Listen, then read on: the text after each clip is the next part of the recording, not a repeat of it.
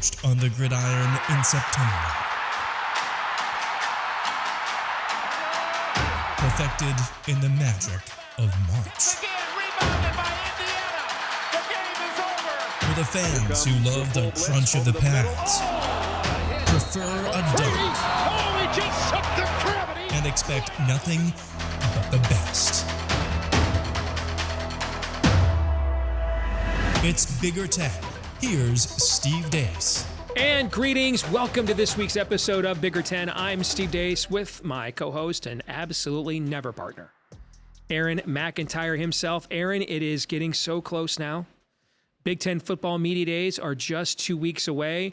It is All-Star break, and traditionally that is when I unveil my annual college football preview I've been doing since I was a sophomore in high school. And you know what? We're going to continue that tradition over on the Michigan podcast side of things right here on the channel. If you missed yesterday, that episode, we went through my crystal ball top 25 picks of what I think will or won't happen this season. Do you have anything before we move on to part two of my preview?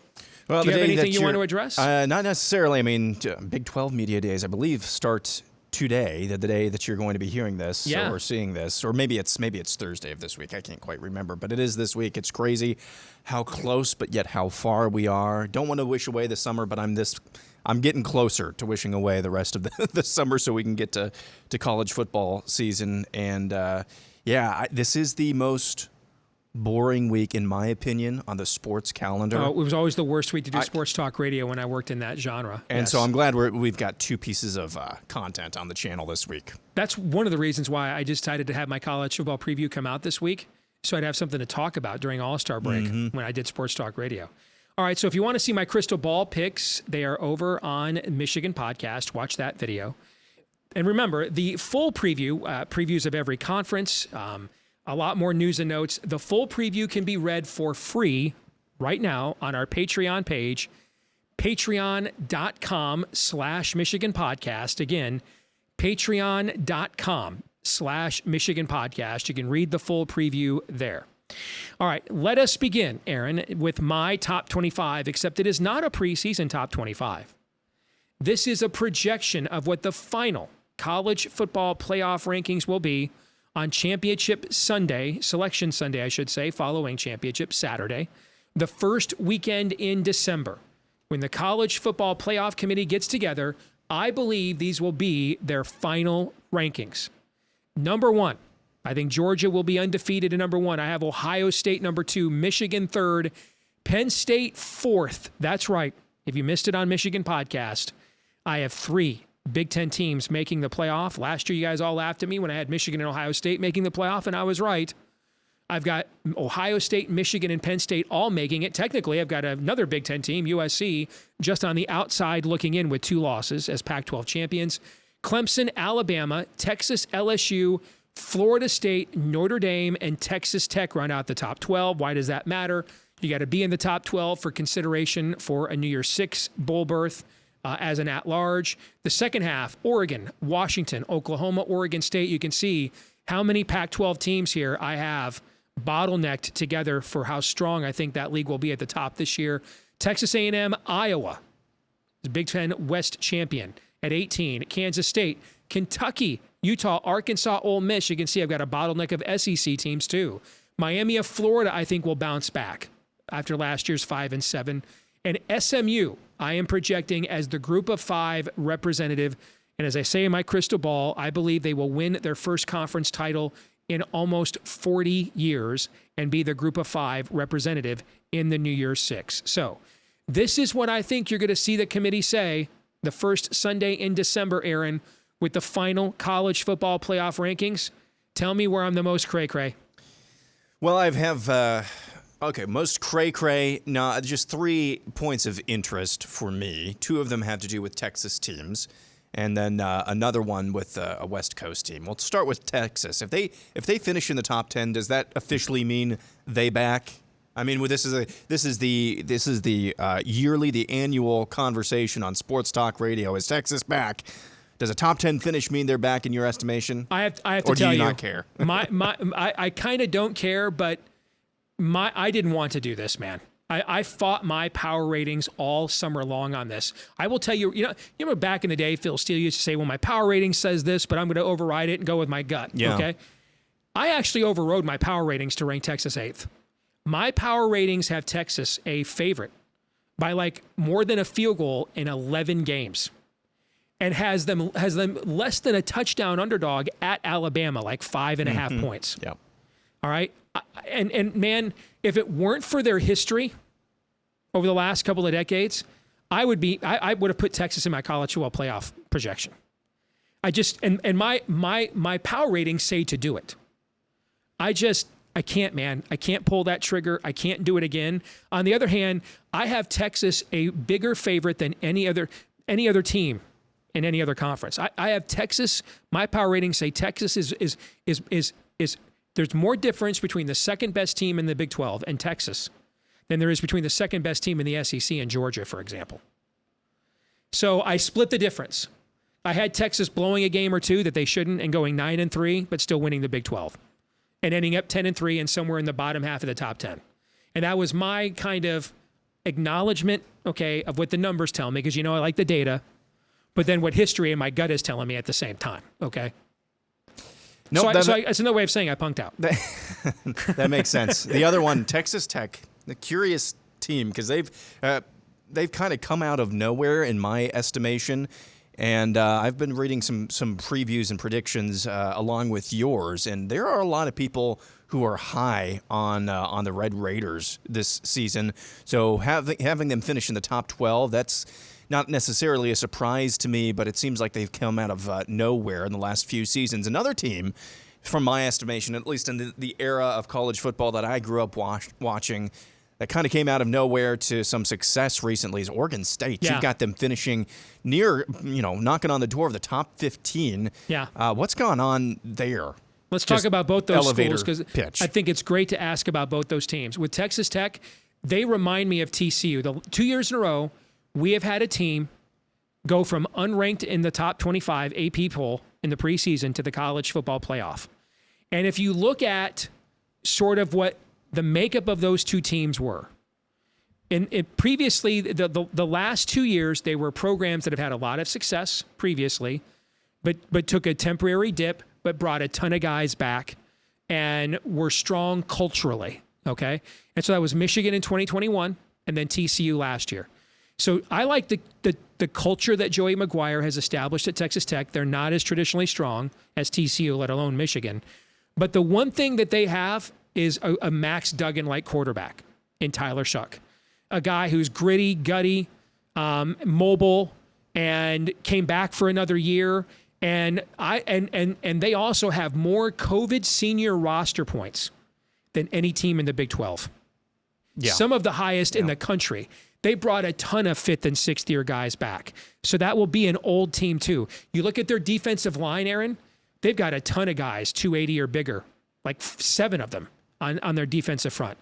Those are things that just aren't typically true of Texas Tech. And so trying to figure out who's the team this year that comes out of nowhere, I think it might be them. For Oregon State, what Jonathan Smith established last year is he can Wisconsin the Pac-12. Well, old Wisconsin, the Pac-12. Everybody's got these wide open offenses now. Lincoln Riley, Kalen DeBoer, right? Okay. Oregon has had a wide open offense for decades, going back to Chip Kelly when he was OC for Mike Bellotti. He figured out I can just do what Jim Harbaugh did at Stanford. David Shaw did at Stanford for many years, and Stanford doesn't do that anymore. I'm going to be the team that's going to make everybody play in the phone booth now. And so we're gonna zig while everybody zags. And Utah has had great success doing that too. And so the schedule for Oregon State is very favorable. 10 offensive starters return, including the entire offensive line. I think it's absolutely the best offensive line in the Pac-12. They bring back maybe the best running back in the Pac-12. I don't know how great of a quarterback DJ Uiagalelei is. I know he's a hell of a lot better, though, probably than he showed us last year at Clemson. And I know he will be an upgrade over what Oregon State had before, running the football, if nothing else. And so I like their style and their schedule and the addition of DJ. Makes sense. Let's move on to the Big Ten. So here's how I think the Big Ten is going to finish this year. These are what I believe will be the final records. I have Ohio State, Penn State, and Michigan all finishing 8-1. Now, how did I come up with this order? It came down to the fifth tiebreaker. I went through the entire tiebreaker process for the Big Ten. The fifth tiebreaker is best record. What side of the bed did you wake up on? That might be the sixth one. Best record against toughest schedule against non-divisional opponents. And Ohio State's non-divisional opponents are tougher than Penn State's and Michigan's because they play Wisconsin. So Ohio State got the nod, and then there's clearly a difference there with Maryland, Michigan State, Rutgers, and Indiana. Indiana brings up the rear. In the West, I like Iowa a lot. I think with the way they play defense annually and the addition of a competent to effective quarterback, I think is a boost for them with Cade McNamara. I think Wisconsin will have a record that will look good, but will largely be driven by a very weak schedule. I think that they are going to have some issues transitioning to this system. I think Illinois will not have as many issues with the players they lost as people think, because yes, they lost an incredible secondary, but they are maybe bringing back the best defensive line in the Big Ten. Certainly right there with Michigan and Ohio State's. Minnesota, I think, is like Penn State last year, Aaron. That's a 2024 team with their youth. I think Nebraska will get back to a bowl game with a softer schedule in Matt Rule's first year. I think Purdue is kind of heading for a massive, steep decline after winning the West a year ago. And then there is the disaster known as Northwestern. And we'll talk more about the Pat Fitzgerald situation there. But the minute this story came out with the hazing and the allegations, I went on our Twitter feed and told people I'd be hammering the season win total under right now. And it's 3.5. So I didn't have them getting to 4 wins before this story. I certainly don't after it. So that's how I project the final Big Ten standings to look when it's all said and done. Well, the one thing that jumps off the page to me, other than obviously what you just pointed out, that three-way tie for first place in the East, is that you've got more teams bowl eligible in the West than you do in the East. Yeah. That's interesting. The other thing about this, too, I think I love the three-way tie. I just love it for the boldness of it, if nothing else. I'm going to love it, though, when Iowa rolls into Indianapolis and beats whoever they're playing in the Big Ten Championship. Well, it would be Ohio State in my scenario. Yep, and just kind of throws a wrench in all of this. But that is kind of the headliner is, Penn State's schedule, not that tough. You have to think Michigan, they're not going to be able to run the table 2 years in a row. And Ohio State, again, they're just going to go basically as far as their receiving core takes them. So it's not out of the realm of possibility whatsoever. What are the odds of that? Exact same records, probably pretty low, but there are odds. So there's a possibility. It's not out of the realm of possibility. Let me throw this at you. That's my point. Let me throw this at you and leave that up there for a second. If you took the best 22 from Maryland, Michigan State, Rutgers, and Indiana. Nope. I know where you're going. Would you pick that team to beat either Ohio State, Penn State, or Michigan on a neutral field? I don't think so. No, I would not. I don't even. In fact, think I think they'd be a touchdown or more underdog. Actually. Yeah. Yeah. So. There you go. And then the point about Wisconsin's record looking good, but having some issues transitioning. I think even in the middle, we've been saying this, we've been harping on this. This is either going to be a boom or bust move for Wisconsin going to Luke Fickell and a more wide open offense. I think you could actually see microcosms of that within the season. They could have some really big wins where they look really good, and they could have some blowout losses, I believe, as well. And so I think that'll be reflected that's reflected in your record prediction there. All right. These are the honorees that I have for the Big Ten this coming season.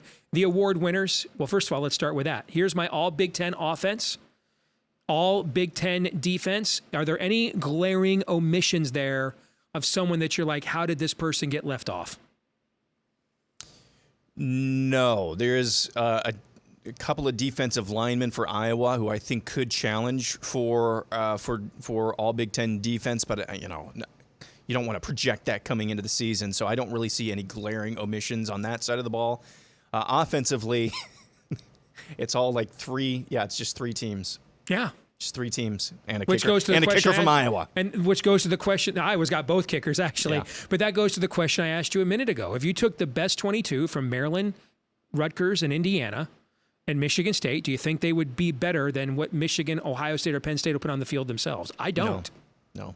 I've got McCarthy, $5 on McCarthy for the Heisman, $5 on Corum for the Heisman.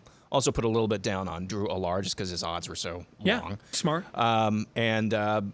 that's kind of an indication. There's several positions just within the Big Ten East where you could, you know what, the odds are decent. Throw $5 at him winning the Heisman. That's kind of an indication at the level of talent and the talent gap, not just east to west, but east and the rest of the East. Leave that up there a second. I'm counting. Go back to it for just a second. 16, 17.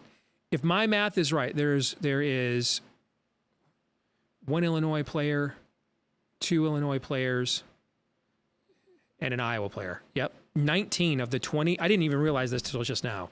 19 of the 22 players on my all Big Ten team are Buckeyes, Wolverines, or Nittany Lions. 19 out of 22. And we both agree there's not like a glaring omission of someone I should have absolutely put on there and I missed. I mean, 19 out of 22.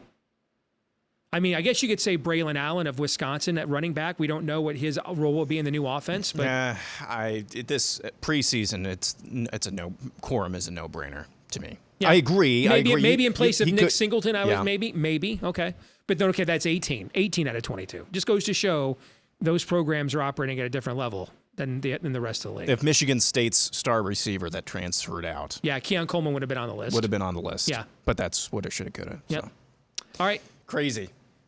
Predictions now for the awards for the Big Ten. I think Marvin Harrison Jr., whom I am predicting to win the Heisman Trophy this year. I think he is Offensive Player of the Year. Cooper DeJean, bringing sexy back as the white corner, wins Defensive Player of the Year. Zach Zinter of Michigan, Lineman of the Year. Dante Cephas, the transfer from Akron, I think will be the Offensive Newcomer of the Year at wide receiver for Penn State. I think another transfer, Josiah Stewart from Coastal Carolina, the edge pass rusher, will be Defensive Newcomer of the Year. I think Coach of the Year will be James Franklin. Coach most likely to be fired, Tom Allen at Indiana. Conference Game of the Year, of course, is the game. Conference Upset of the Year, Penn State over Michigan. Non-conference Upset of the Year, I've got Rutgers beating Virginia Tech in September. Best non-conference win will be Ohio State over Notre Dame. I would buy low on Nebraska. I think they get back to the postseason. I would sell high on Purdue, the defending Big Ten West champions. Yep, no squabbles with you there. I don't really see anybody else around. I mean, did you have Fitz getting fired on your bingo card? When I finished this a couple days ago, yeah. I did not, no. Just 3 days ago. So yeah, there's no glaring omissions there. I was going to say, didn't you get a linebacker from a pretty good one from Nebraska too? Ernest Hausman, but that's not a newcomer. They're in the Big Ten. Yeah, he's within the Big Ten, right? Yeah. Yeah, no glaring omissions here. So then, when it's all said and done, what does bowl season look like? We've ranked these by what we think is the order of the most intrigue, and this is how I project the postseason to look. I think the most intriguing game in my scenario would be the Rose Bowl. Michigan versus Ohio State in the Rose Bowl. Could you freaking believe that? Let's just pause for that for a second. Could you even fathom if it was Michigan versus Ohio State in the freaking Rose Bowl, Aaron? I don't know. There's something about that. Like, throw away the HD cameras for that one. Just go back to your 1970s, 1980s television cameras. That one deserves to be like, I don't know. That one deserves to be stylized for a great game from the past. That would be incredible. And we just talked last week, should the Rose Bowl be the national champion? Yes, it should be, but this would be about the best case scenario if you're on the Rose Bowl. This would be the best case scenario, having a repeat of the game in your Coliseum, in your stadium. Goodness gracious, that would be a television ratings that might be. I was just going to ask you, do you think that could be the most watched game in college football history? It could be, yeah. It very well could be. How about the Sugar Bowl? We're making it look like that's just the B game. Yeah. You want to talk about brands and contrasts. I mean, Penn State versus Georgia. That would be fun. That would be a fun game as well. Yeah, that's also a game you could go some throwback. Old Herschel Walker versus DJ Dozier or Blair Thomas or Kajana Carter. The Orange Bowl, Alabama against Florida State. Again, that is, from a Cadillac branding standpoint, that's a magnum opus. Clemson versus USC in the Fiesta Bowl. Again, dude, they should put me in charge of the postseason. This is a hell of a bowl lineup, is it not? Okay. Peach Bowl is Notre Dame against LSU. The Alamo Bowl, Oklahoma against Washington. These are good matchups. The Cotton Bowl, the final New Year's Six game, I have SMU against Texas. I know that's not sexy from a TV standpoint, but don't you think the Chamber of Commerce in Dallas would be frothing at the potential of an SMU Texas game, right? The entire state of Texas is moving there for that one. Pardon me. The Citrus Bowl, there are your Hawkeyes against the Tennessee Volunteers. Now that, excuse me, from a uniform contrast game, that would look pretty, would it not? That orange versus the black and gold. Yeah, I still have PTSD about the last time Iowa played Tennessee in the Hawkslayer Bowl. That was the one that actually prompted us to say sayonara to Jake Rudock and start C.J. Beathard. This is your projection, this is your prediction, but I think it was Athlons. They have Iowa in the Las Vegas Bowl, I believe, against Oregon. Which would be a fun game, a fascinating game as well. I mean, both teams would travel like mad for that game. Yeah. Arkansas versus Miami in the Gator Bowl. Texas A&M, Wisconsin in the ReliaQuest game there. Pittsburgh, Oregon State in the Holiday Bowl. Kentucky, North Carolina. And the Duke's Mayo Bowl. That's a pretty good basketball matchup there. Auburn, TCU in the Liberty Bowl. The Pop-Tarts Bowl is what the Cheez-It Bowl used to be called. Louisville versus Kansas State. Second half of the bowl projections. Good. There's Minnesota from the Big Ten in the Music City Bowl against Ole Miss. Illinois from the Big Ten in the Pinstripe Bowl against NC State. Nebraska from the Big Ten in the Guaranteed Rate Bowl against Baylor, an old Big 12 matchup there. Duke, Oregon in the Sun Bowl. Las Vegas Bowl. Maryland against UCLA. And then you can see what the rest of my bowl game matchups happen to be. What, if anything, stands out to you? I think Minnesota versus Ole Miss. I think that would be a pivotal game, probably for both teams, but especially for Minnesota if they can make it to a bowl game and then beat an SEC team. They have a lot of youth on their roster right now. I think that would be an under the radar big momentous win. If they could get a win over an SEC team that's not marquee, but it's not Vanderbilt either. I think that would be pretty key. Wake Forest versus UTSA. That would be a fascinating game, I think, as well. And then the rest of these, Toledo versus Wyoming. They're what you have on when the in-laws are over for Christmas holidays and you don't want to have to talk to them. Yes, exactly. Yeah. All right, when we come back, a story that I think none of us thought we were going to ever discuss, ever. And yet, out of nowhere, we have.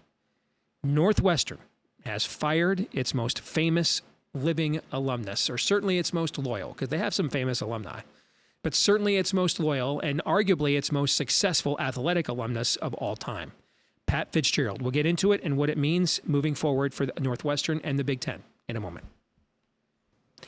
All right, back here on Bigger Ten, Aaron, and Pat Fitzgerald was fired earlier this week by Northwestern after he had been previously given a 2-week suspension for a months-long investigation into allegations of hazing within the program.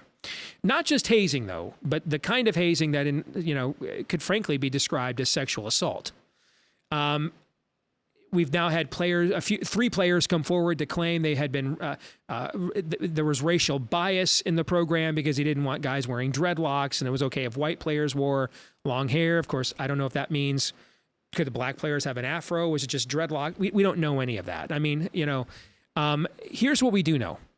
They did an investigation and gave him a 2-week suspension.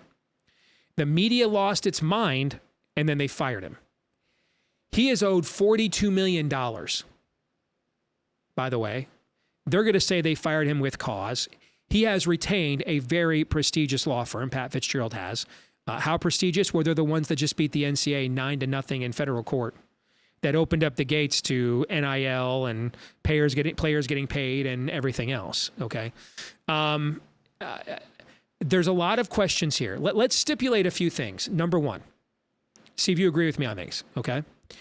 Number one, we're way too soft in America today. Number one. Stipulated.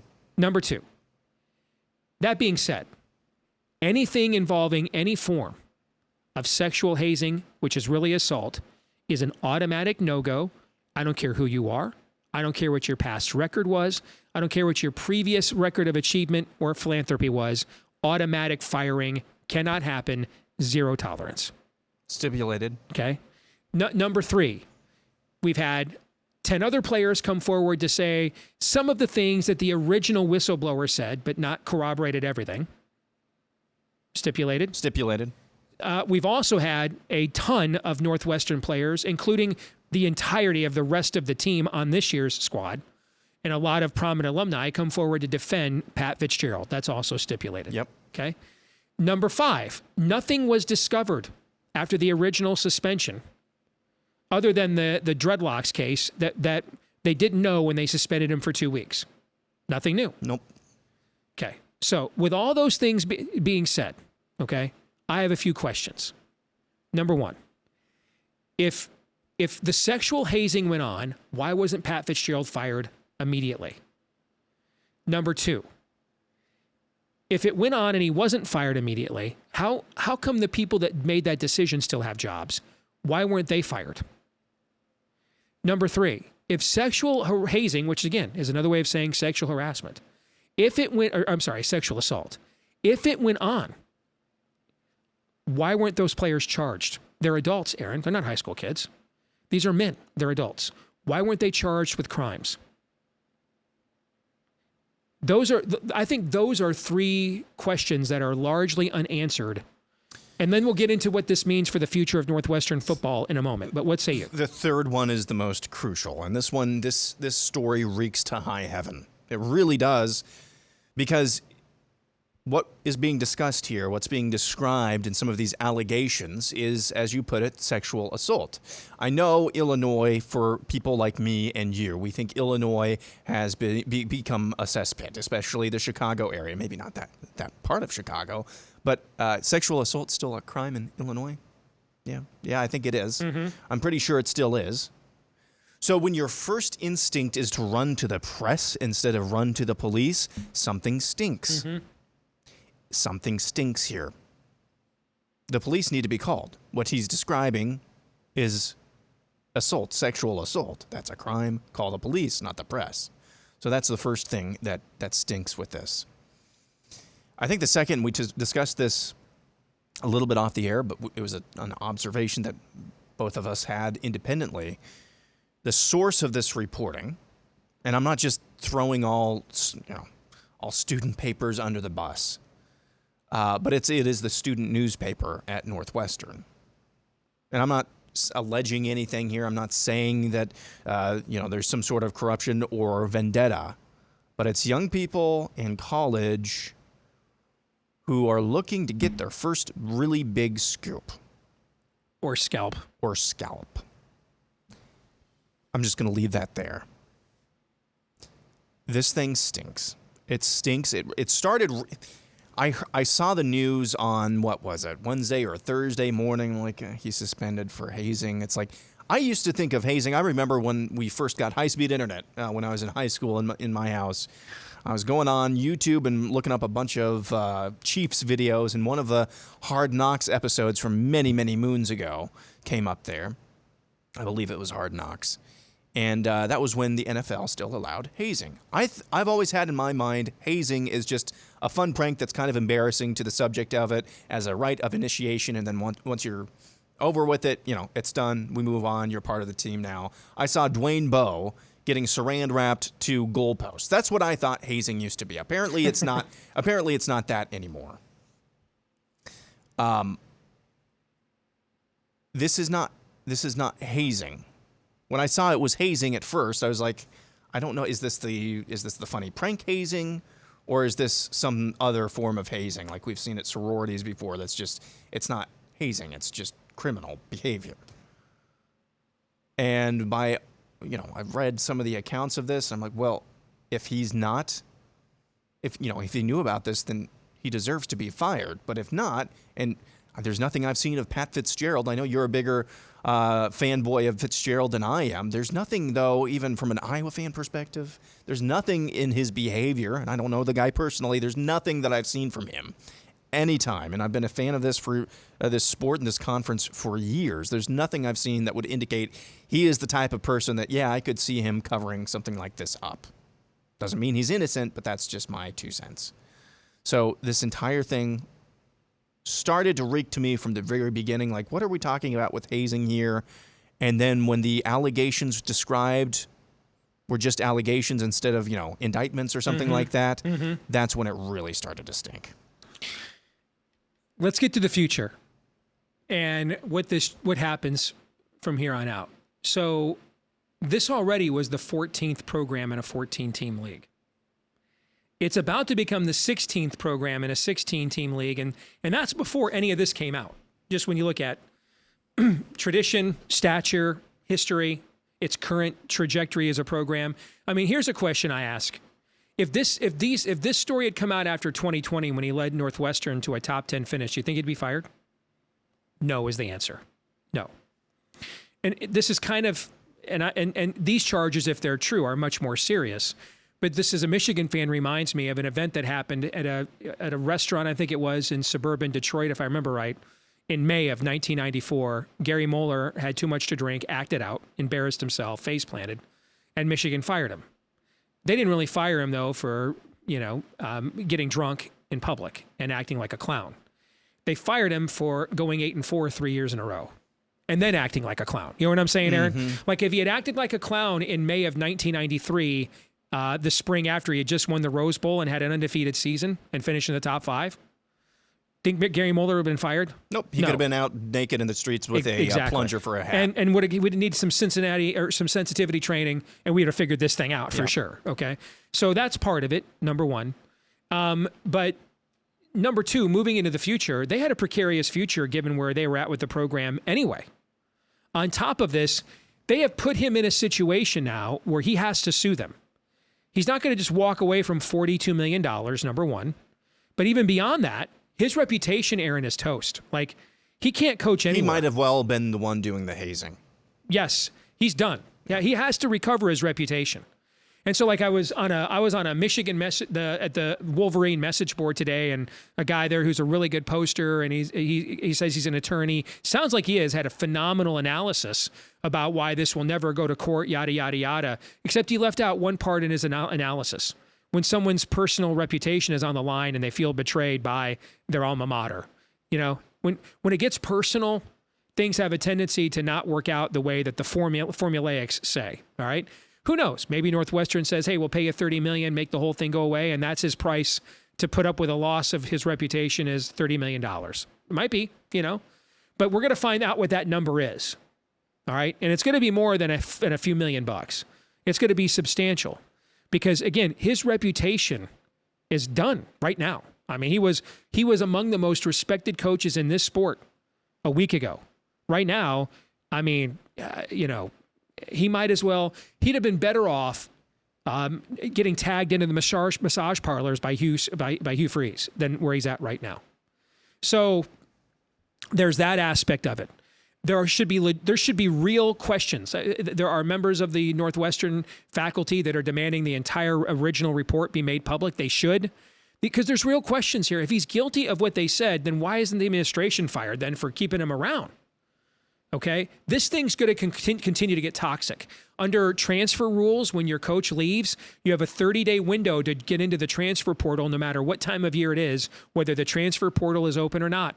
I promise you, every Northwestern player that is any good has been called by other schools already. All right, already. So this roster is going to get raided. The players are pissed off. Fitz's son is on the team, okay? I mean, this is one of the most, it's at least the worst thing that's happened to a program in our league since the Sandusky scandal in terms of what it means moving forward. The problem is Northwestern's not Penn State. A lot of people thought that Penn State would suffer longer because of what happened there, but it's still one of the most potent brands in the sport. Northwestern is not. So whom are you going to hire as a head coach who wants to come in and take that job? Go ahead. This is, I mean, I saw you were going, disagreeing with Andy Staples this morning. I love Andy Staples, by the way. He's one of the best in our business. He's on 3 now, partnering up with On3. Great hire by them. Yep. And I heard Rick Neuheisel on SiriusXM on the way in the day that we're taping this, talking about the same thing. Like, this is some sort of great job. No, it's really not. I mean, maybe the academic standards will be adjusted someday at Northwestern, but until that happens, standards for athletes, I should say, But until that happens, it's going to be a difficult job. I don't care that you're in the middle of market number 3. It is a really, really tough job. And then when you throw onto this, depending on what the results of this impending lawsuit comes out, do you really want to go coach for an administration that's just throws? You didn't even go to Northwestern, and they threw their own under the bus. No, that's a terrible, toxic situation to walk into. And I don't know where you go from here if you are Northwestern. I really don't. I didn't know that before when we were talking about, hey, Fitz going to have to start thinking about leaving on his own terms at some point. I didn't know where they went from there, but now this is the worst. Whatever scenario was worst possible scenario, I think this is probably at least in the ballpark. Right now on my phone, I am combing through the list of Northwestern football seasons in the history of their program, looking at how many seasons they won 8 games or more, 9 games or more. So I'm up to 1963, including when Ara Parsegan coached there, and I've counted 1 season. All right, none under Alex Agassi, none under John Pott. Rick Venturi went 0-10-1, 1-10, and 0-11. Dennis Green went 0-11, 3-8, 2-9, 2-9, 3-8. That's a guy that won NFL playoff games. Francis P. went 4-7, 2-8-1, 2-8-1, 0-11, 2-9, 3-8. Gary Barnett had 2 seasons where they had 9 wins or more. Randy Walker had no seasons where they won 9 games or more, and he has a Big Ten championship. Pat Fitzgerald has 1, 2, 3, 4, 5 seasons, Aaron, of 9 wins or more, which means 5 of the 6 times in the history of Northwestern football that goes back to 1882, Aaron. 5 of the 6 times they've had 9 wins or more since 1882, Pat Fitzgerald had those seasons. You're going to be forced to zag here. Go hire a triple option coach. Yeah, what's the key? So you're getting paid more money. Coaches want to win. Yeah. All right. So, players should want to win. Okay, so Northwestern will pay me I'm just being. Let's just be fictional here. Northwestern offers me $8 million a year because they have the Big Ten TV money. Cool. Washington offers me $5 million a year, and I can actually win. I mean, if you're 3-9, does that extra $3 million make you? If it's that, not even a stepping stone job either. If that extra $3 million is worth sucking to you, then I don't want you as a head coach. You're not a competitor. You and I were doing this before the show. Let's just do it here on the air. Would you rather coach NC State or Northwestern? NC State. Washington or Northwestern? Washington. Would you rather coach Missouri or Northwestern? Missouri. I mean, we could do this with. I don't understand why. If you want to win. There's very few jobs that you'd be at instead of Northwestern or Northwestern instead of that job because you can't consistently win there. One guy has ever, okay, in the history of the program, and they just fired him. And he's going to be suing them. And there's going to be leaks back and forth. And even if there's a settlement, one of the ways you'll get to a settlement is to leak back and forth against each other for leverage to damage the other side. Or if you don't settle, then you go through discovery once we get into. It's just, I think this program is gone. You can be toxic and you can suck. You cannot be toxic and suck, and they're both. I think this thing's cratering. I don't think they're getting back up for the foreseeable future. I'll give you the last word. I think we're burying the lead question here, though, Steve. Are they going to end up building that new stadium? Oh, the soccer stadium, you mean? Yeah. For concerts that they're just going to refit for football? Yeah. I don't know. I don't know where all that stuff is at. I don't want to sensationalize this, but we are in an era where, Notre Dame is asking $80-90 million or something like that for TV rights. They're going to be joining the Big Ten at some point. I agree they will. Yeah. In the next 5 years, Notre Dame will be in the Big Ten. Teams, but especially if you're going to start getting beaten, we don't know this for sure, but most likely you're going to start getting beat by 30, 40 points regularly. The rest of the league is looking around. What are you guys doing here? Why are we giving you Why this are share? you here? At least with Rutgers, they can make most of their games somewhat respectable. But we're talking about a complete. Whatever is worse than a crater, we're talking about that's on the table here for Northwestern. When in past eras, you could get beat 30, 40, whatever, regularly. You know what? It's just Northwestern. But now it's just Northwestern, and we're paying you tens of millions of dollars a year to do what? All right, 23, 24, 25, 26, 27. All right, next 5 years. Between this season and 2027, do you believe Northwestern posts a winning record in the Big Ten? No, Neither absolutely do I. not. Neither do I. And that's 5 years out. And that's, I don't care what the juice is. If you gave me odds on the no, well, I wouldn't care if it was minus 500. Squeezed up to 500, I would bet that. I don't disagree with you. So, and I also don't think this story is over. I kind of think, given how toxic and personal the relationship is here now, I think it might even just be getting started, actually. So, and keep this in mind too. I don't know that happened here. And again, I want to go back to what we said at the beginning.